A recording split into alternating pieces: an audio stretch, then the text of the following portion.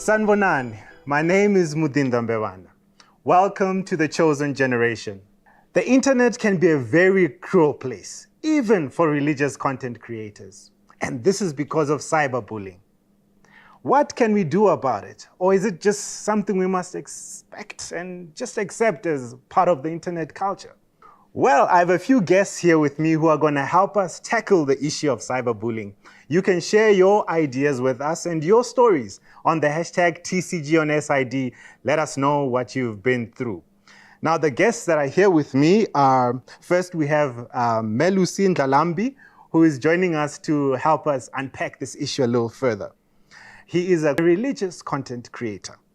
We also have in our midst Andrew Nyamadzau, and he's gonna give us his perspective on this subject. Last but not least, we have Steph Isilva.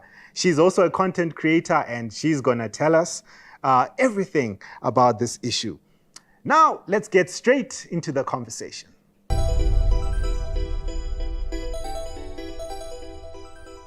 Basically, people that go behind the keyboard and say a whole lot of things, negative things about people, whether it be stereotyping or whatever it is. But yeah, it's people that just go onto the internet and say a whole lot of negative things about other human beings. So unlike in a neighborhood, right? If there's a kid that bullies you, you can always go play somewhere else with other people. Social media or cyberbullying is bad because you don't only get bullied outside, but you bring the bullies into your home. So you open your bag, the bullies are there. You are sitting comfortably, the bullies are there. I think the one way to really avoid it is completely radical, but to stay away from social media platforms that are really toxic and that perpetuate the bullying and stuff like that.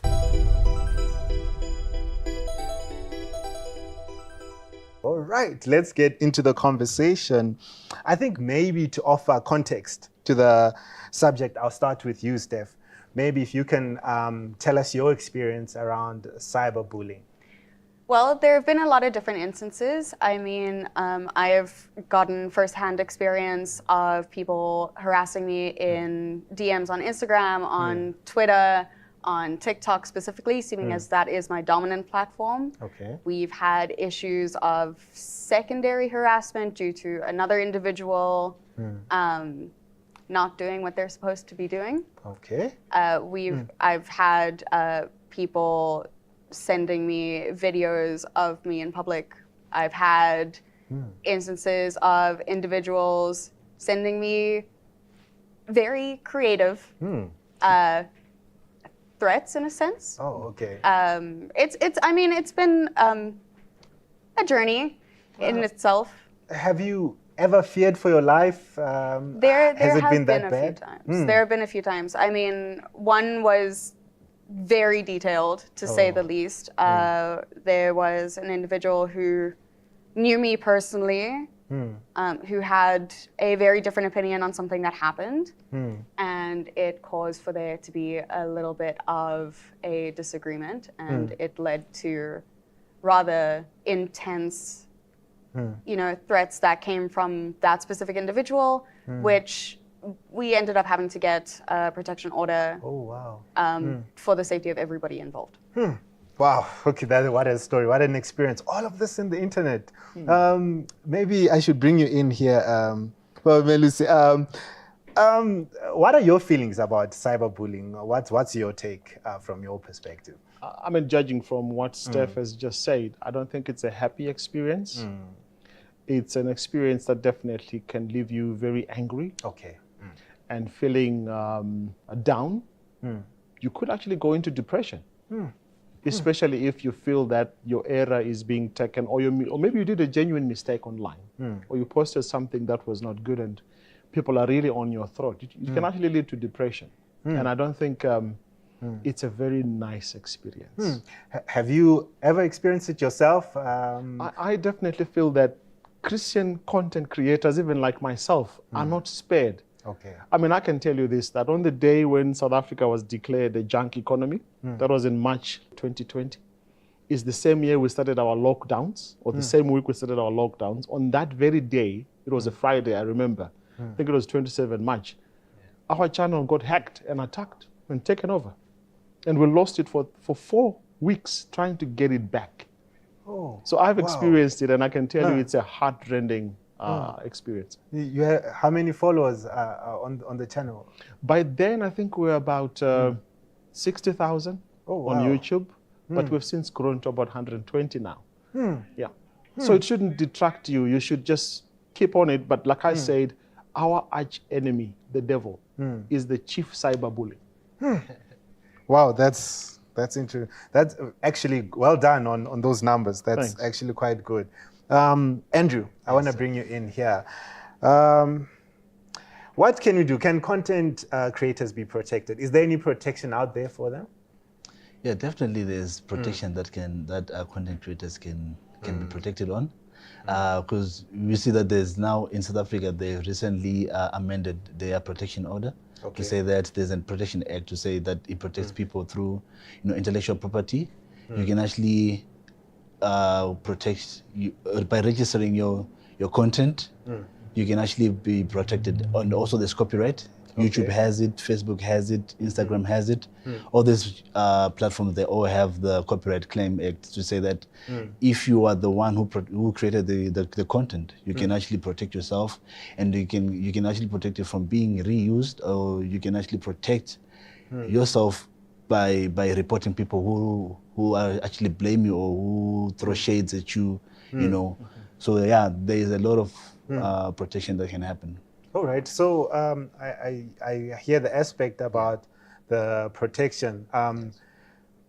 What then can one do with everything? Yes. Our information is so public. Yes. Yeah. And she was speaking about threats and things like those. Would you suggest that maybe content creators should not have their details and where their studios publicized?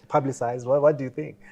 You see, I think on that one, as content creators, or the only way that they can be protected is because we need to let people know that this is where I'm operating from. We cannot run away from that.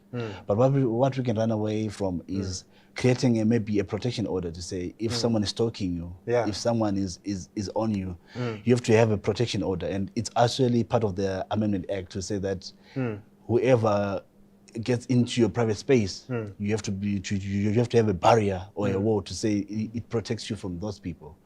For be predators or be stalkers, be people who are trying to defame you, So if we have that, you are protected in a way. And you can also even have YouTube, Instagram, it has an option where you can actually protect yourself by blocking that person. Okay. To say, you know what, I don't like your vibe.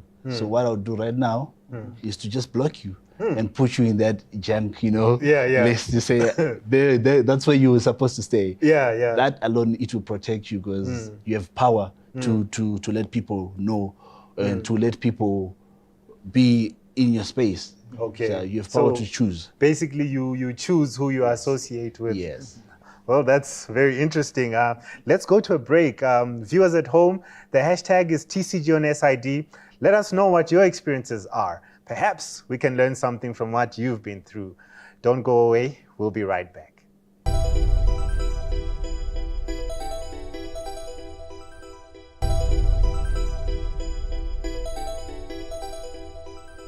Welcome back to The Chosen Generation. We are still talking about cyberbullying. Don't forget to have your share of the conversation by using the hashtag TCGOnSID. Let us know what you think about this issue. Back to the conversation. I think I'll start with you, Steph.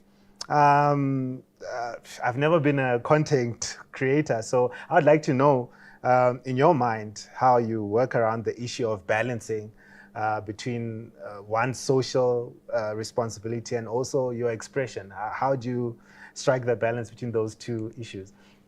Well, I mean, it's going to be different for everybody.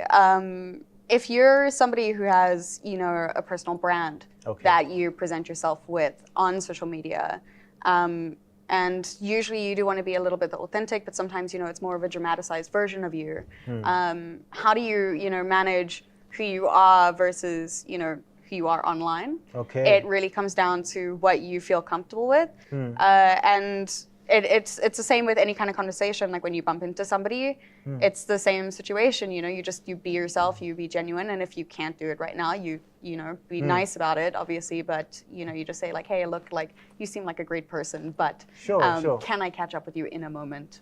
That's you know? that's very interesting. So you basically remaining true to yourself.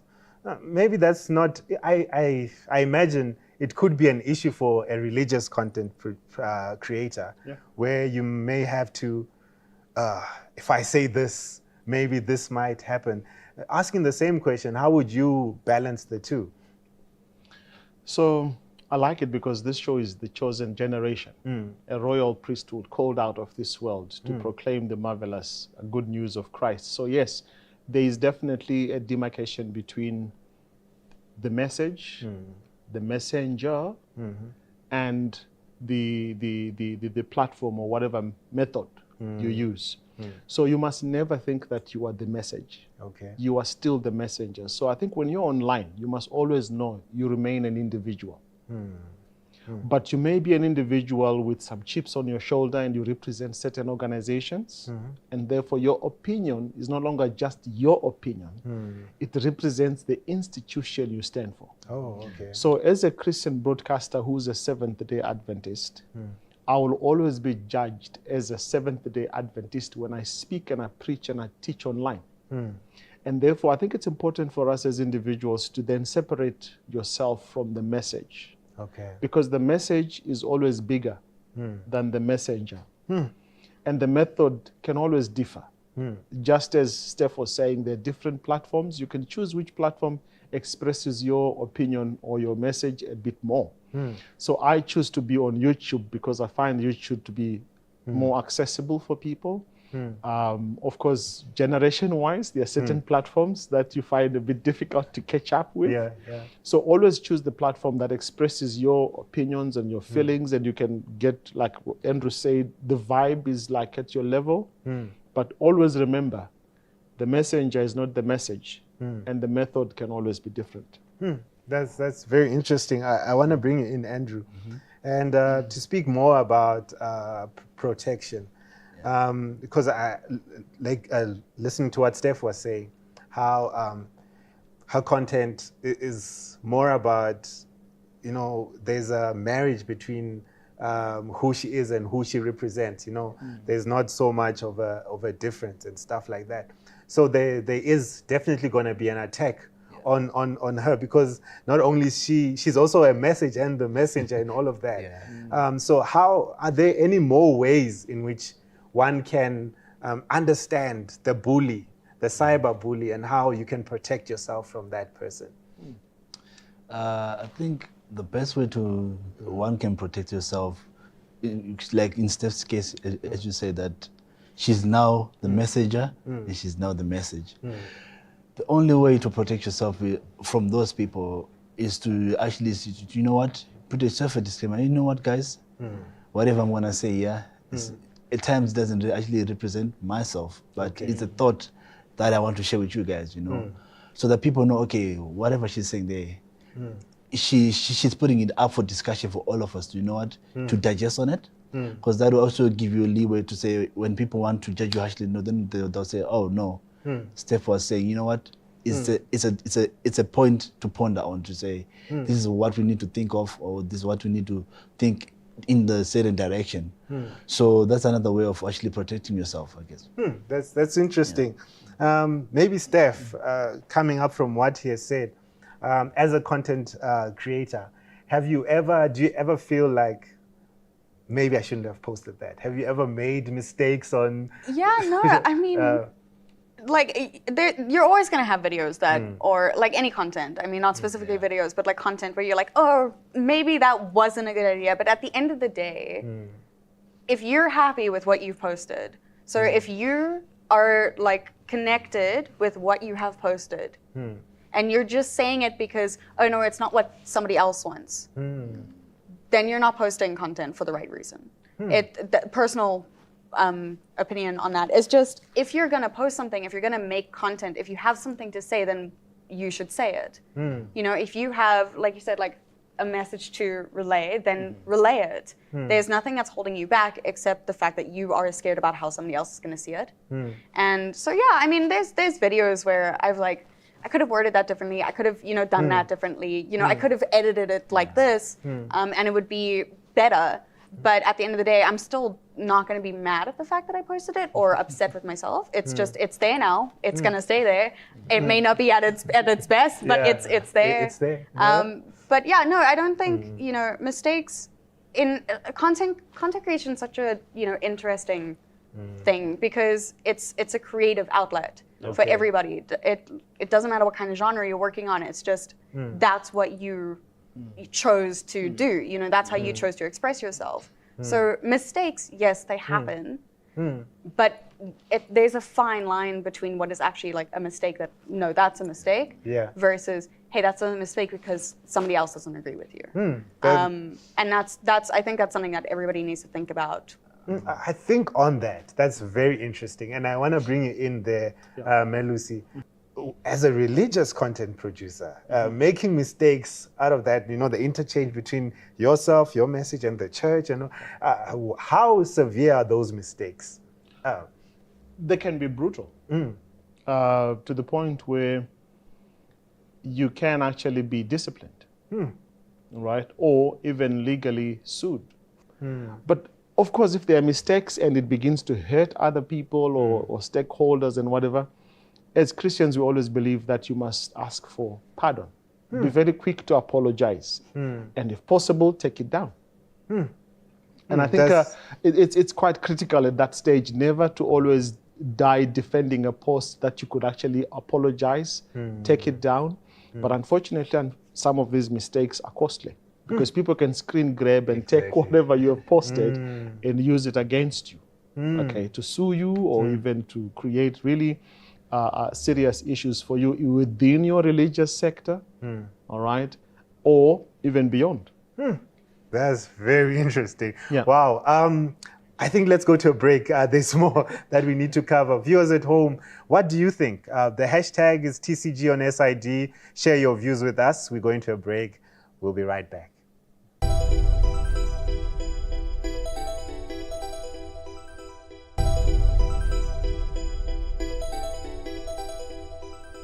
Welcome back to The Chosen Generation. We are still talking about cyberbullying. And don't forget to share your views with us. The hashtag TCG on SID. What do you think about cyberbullying? Back to the questions that I have for you, my guests. I'll start with you, Steph. Do you feel any responsibility for the content that you produce? Like, almost like, do you see it like a child or one of something that is part of you? What's your responsibility to your content? Yeah, no, look, so yes and no. Okay.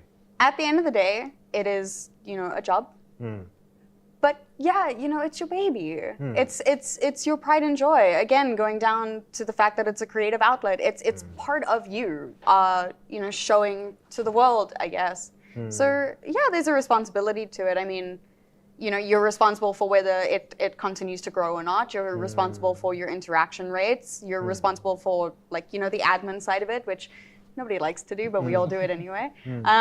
It's just, you know, it's like any other job, I guess. You're always responsible for what you need to do.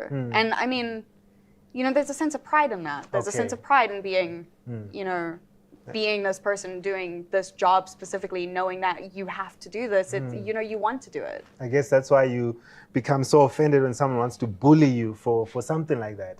Yeah, like it drives from that. You know, the reason I think anybody gets upset on social media, you know, actually we were having this conversation earlier. There's two reasons. It's you know, somebody's either hurting and that's why they're bullying you, or you know, you are getting offended by something that is maybe not specifically targeting you or isn't really cyberbullying, but it's just, you know, you don't agree with it, so therefore, no, you're being mean. Okay. You know, like, you know, constructive criticism can also be seen by some individuals as, you know, being mean. But again, you just need to kind of see it for yourself. But yeah.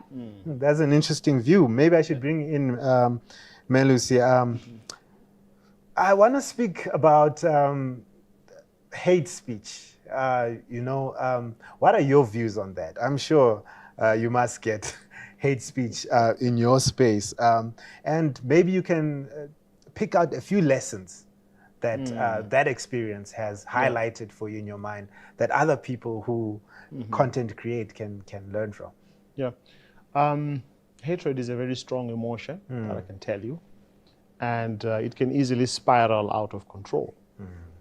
There are people who have lost their lives, limbs, and relationships because of hate. And so when it's expressed, it's like a ball of fire. And wherever it goes, it burns. And the burning, obviously, is its emotions, its lives changed, its dynamics of how people relate. And yes, I think there are a few lessons one can definitely apply. Few, perhaps, lessons that border around communication as a science. Because, there's a reason why, as human beings, we have emotions. And that's the bigger part of us that we rely on sometimes to make decisions. But obviously, we know we have a higher order of thinking, which is our mindset. And obviously, a body. Now, hate speech, it's a communication method that comes through you either by what you see or what you read or what you hear. All right. So it's always through your senses.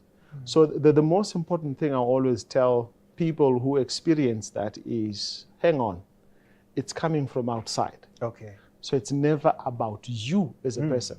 And it's coming from that person. And like Steph mentioned, it could be someone who's angry at something in life. And they are offloading their baggage on you.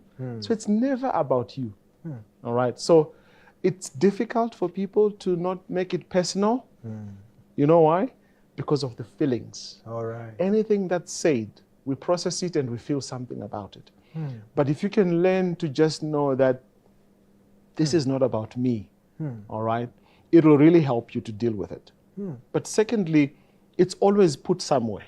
All right. It's either it's a chat line or it's a chain of communications or it's an email.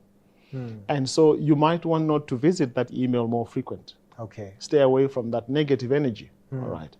I would even recommend deleting it if you can. All right.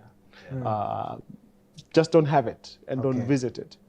And obviously, if it's on a live program and you're live and someone is just throwing this stuff on you, I like what YouTube does.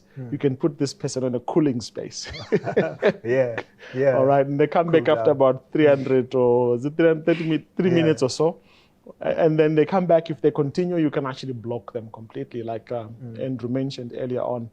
And the last thing perhaps is take time off from that space. If it's really serious and you feel this has damaged you emotionally and psychologically and you really want time to be cancelled about it, or maybe there are discussions and meetings and hearings about what you posted, just take some time off from that space, from the internet, from your social networks. Put a message, guys, I'm cooling off or I'm out for the time. Reflect on it and get counseling, and then rethink about how you want to handle it. Okay. All right. And if there's a legal process you need to take, you might need to consult your lawyers. Okay, you can tell your bully, don't talk to me, talk to my lawyers. Talk to my lawyer, yeah. Maybe, Andrea, I want to bring you in here. How do you move, past the hate? There are people there, hate mail that, these people who just hate anything you do. How do you block that out of your mind and move on with what you're doing as a content creator? I think that another way is, as content creators, we need to also have this in your mind to say, whatever they're going to say, something that is negative and that's not constructive. Like, if it's not constructive criticism, I'll just have to put a blocker. Remove your feelings from it. Because the moment you remove your feelings, you're now the bigger brother. Okay. Because you now have the situation in control.